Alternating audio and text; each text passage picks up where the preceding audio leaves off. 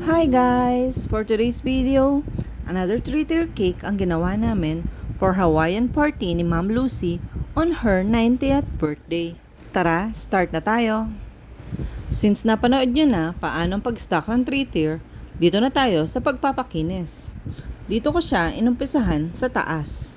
Pansin nyo, for the first time, different flavors ang bawat tier ng aming cake. Choco moy sa pinakababa, mocha chiffon cake, and ube chiffon naman sa pinakataas. Dahil first time nga na different flavors, nandun na naman yung worries sa pag-deliver. Dahil dadaan ko nga siya sa isang barangay na napakaraming humps. Kaya talagang binubuhat ko sa bawat humps.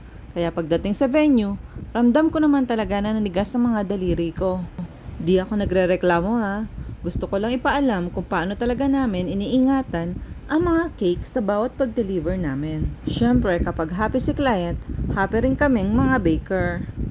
And dito na nga tayo sa last tier ng pagpapakinis. Share ko lang guys, grabe pala kapag araw-araw marami ang order. Kasi dati kapag weekends lang talaga sabay-sabay. Pero before and after ng Mother's Day, tuloy-tuloy ang mga order. Yun yung ang dami mong pagod pero napakasaya. Lalo na kapag natapos mo na maayos ang mga gawa mo at nagustuhan ni client.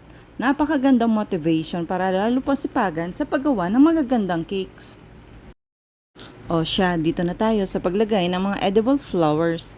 Gawa namin yan using Sugar King gum paste para naman maisunod talaga natin sa gustong kulay ni client.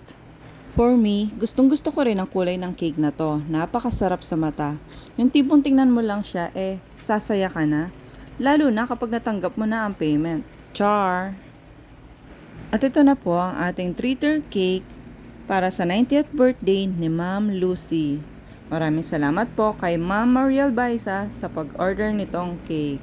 And that's all for today's video. Bye guys!